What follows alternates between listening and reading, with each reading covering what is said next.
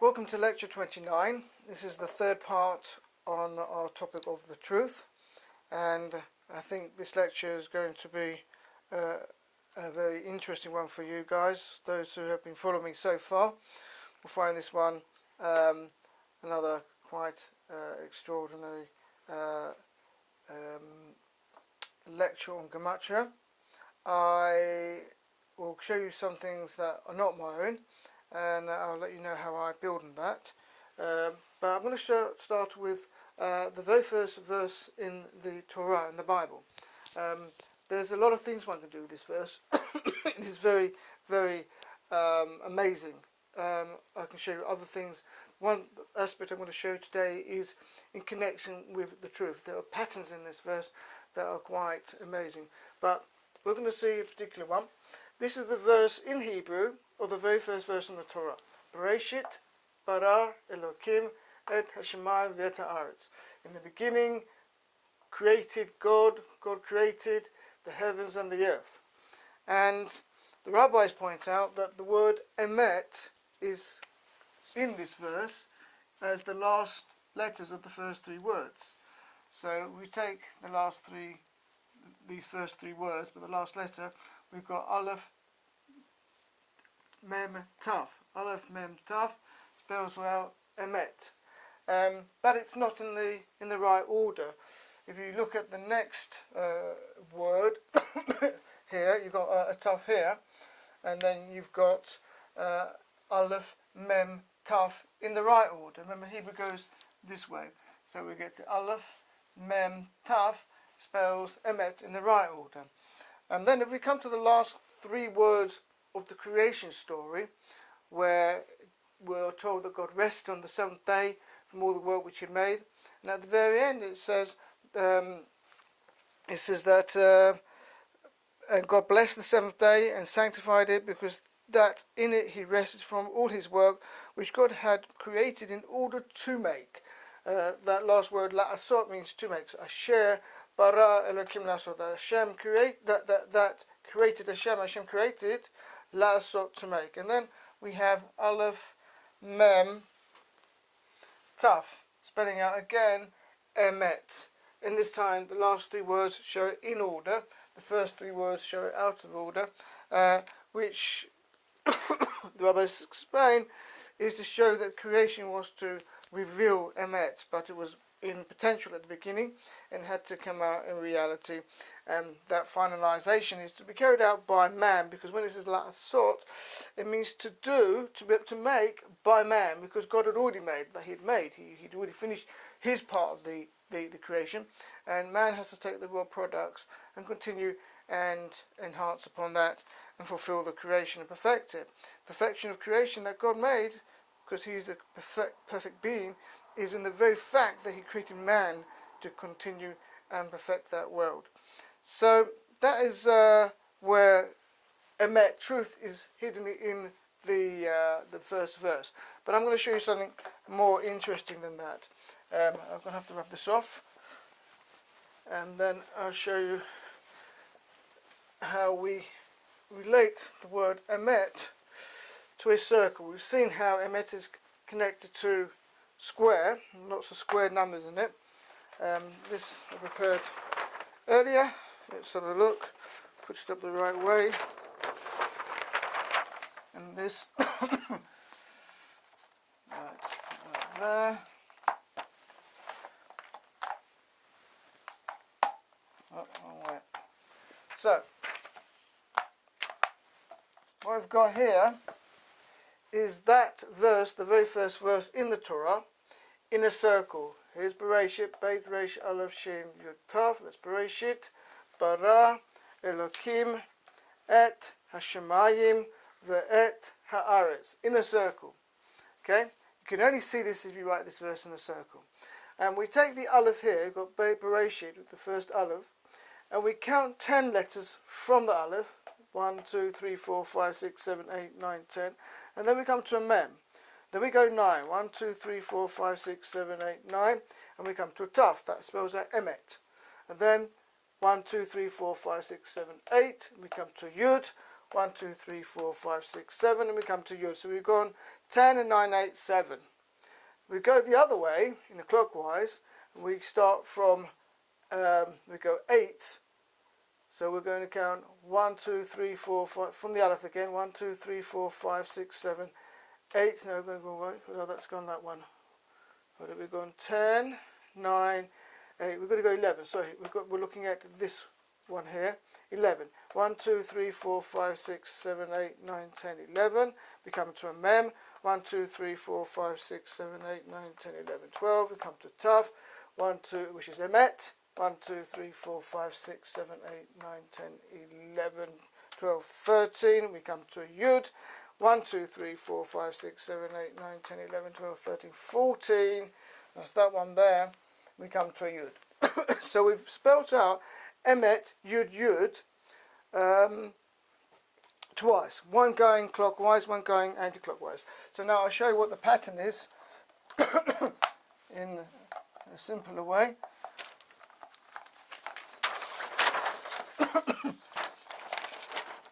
So we've got emet,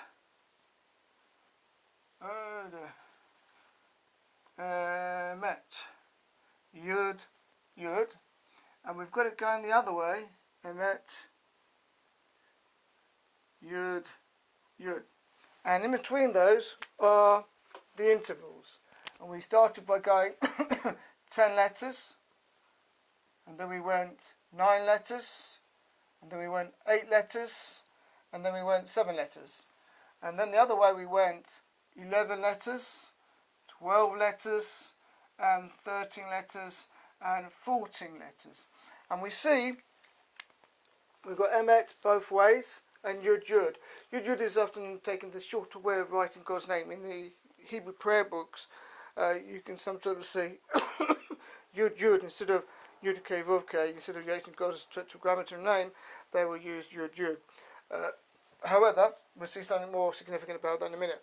So, quite simply here, you see that if you add up the pairs, they all add up to 21.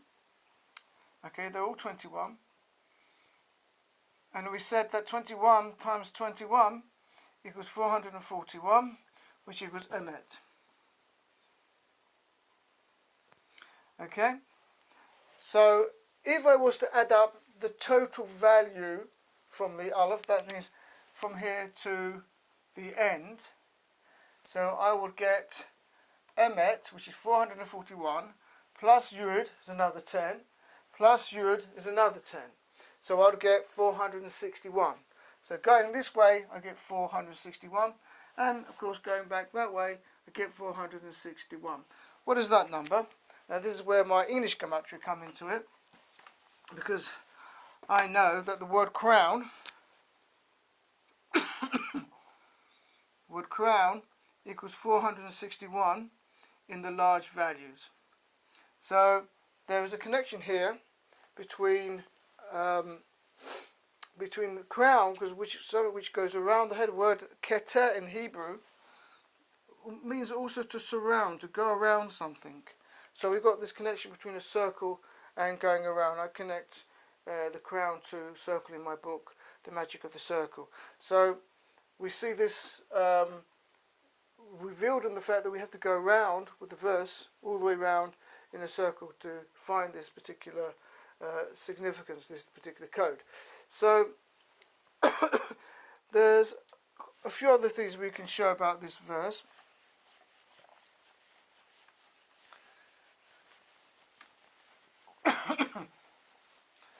First of all, actually before I do that, I'm going to show you the connection between the word emet and a circle in another way. If you look at the English alphabet, the letter that represents a circle is an O, the letter O. And the letter that represents a circle in the Hebrew alphabet is the samach. The samach looks like that. You can see why it represents a circle. And they are both the 15th letter of their respective alphabets. So that's the 15th letter, and that's the 15th letter. Samach is the only letter missing in the creation story. Up to Asher bara Elokim la'asot, that God created to make, those chapter 1 and the first three verses of chapter 2, there is all the letters of the alphabet, the Hebrew alphabet, and all the 5 final letters, except one letter is missing, and it's the samach, and that represents a circle. And the first time the samach appears in the Torah is when it's talking in the next chapter, chapter 2, where it's talking about the river that goes out from Eden and divides into 4 heads. And the first river is called Pishon. I connect that Pishon to the number pi, and it shows connection to pi in my slideshow on pi in the sky. And that river, it says that it's Sovev called Eretz Chavila, that it goes around all the land of Chavila where there's gold. And another subject which I'll talk later on about, Sovev, spelt there in the text, is starts with the samach, and it's the first time the letter samach occurs in the Torah. And the word sovev means to go around. Okay?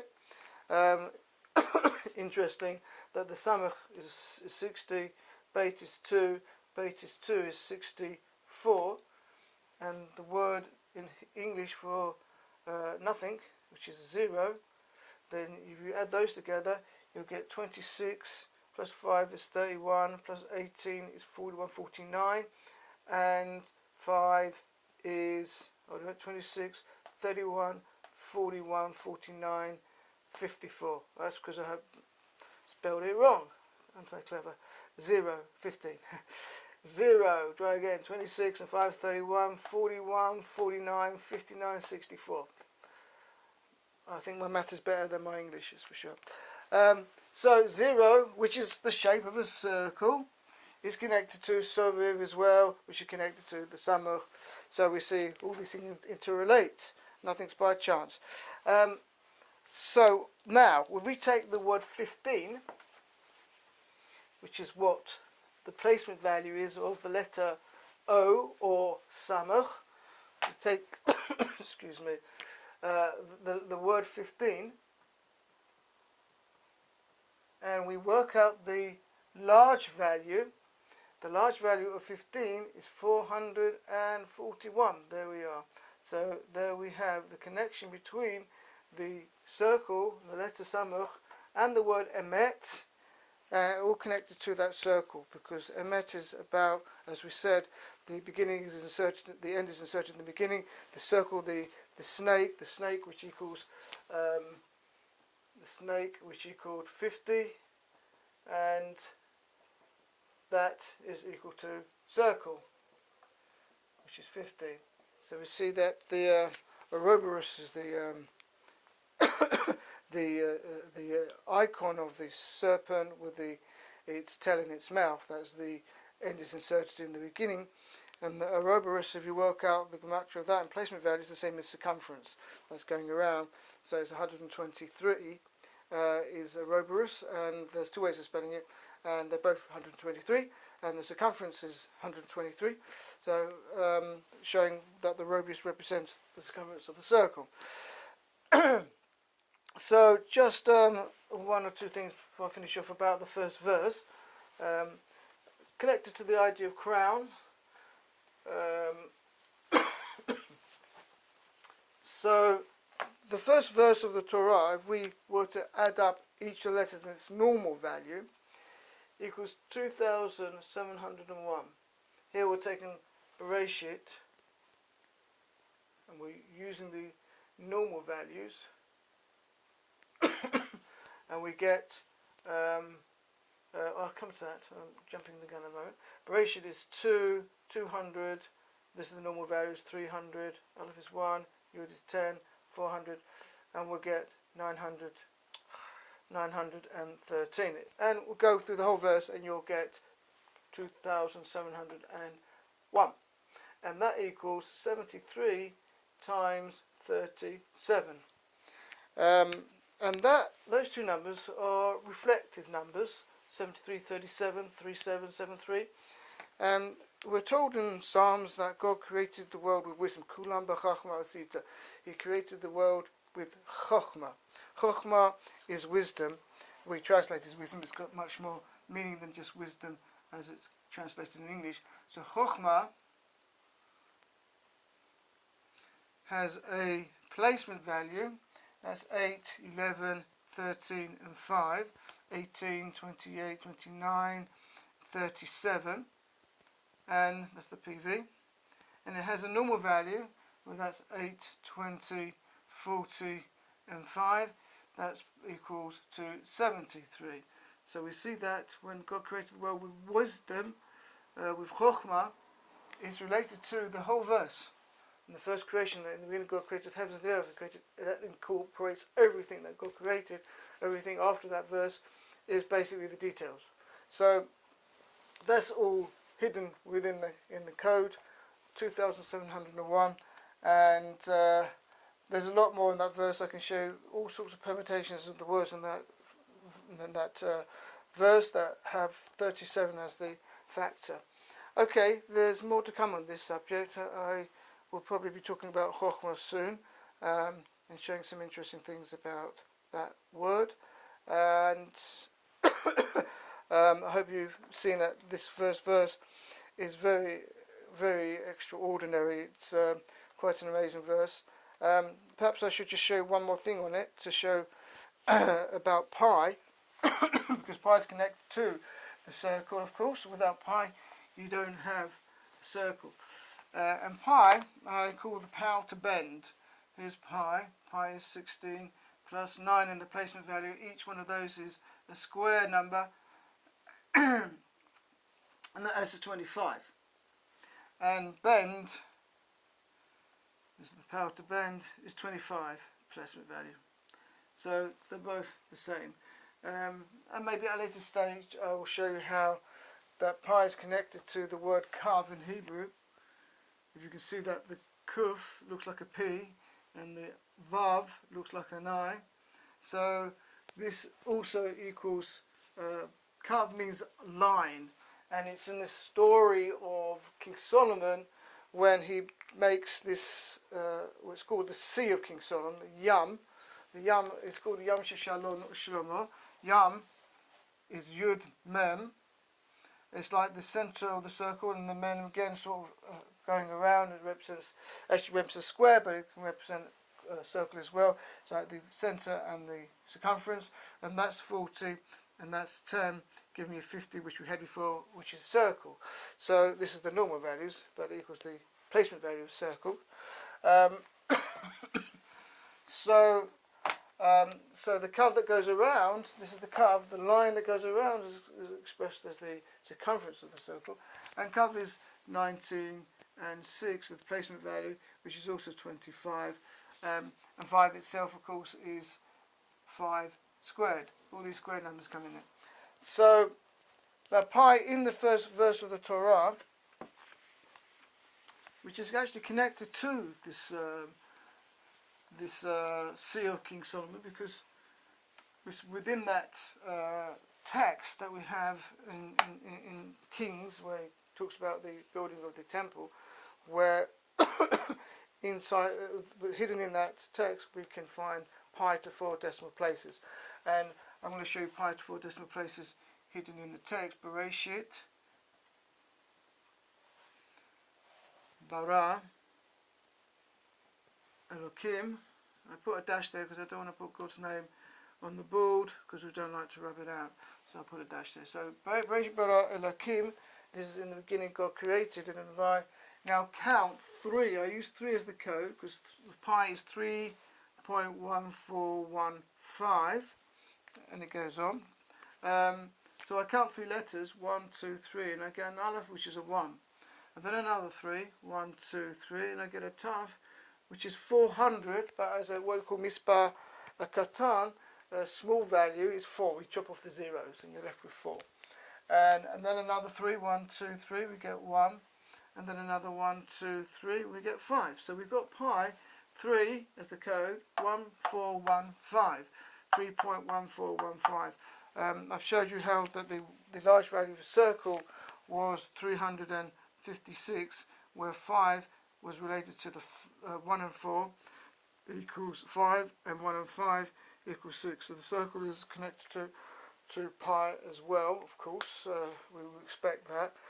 But we see that pi is actually part of the creation. The fundamental constants, mathematical constants.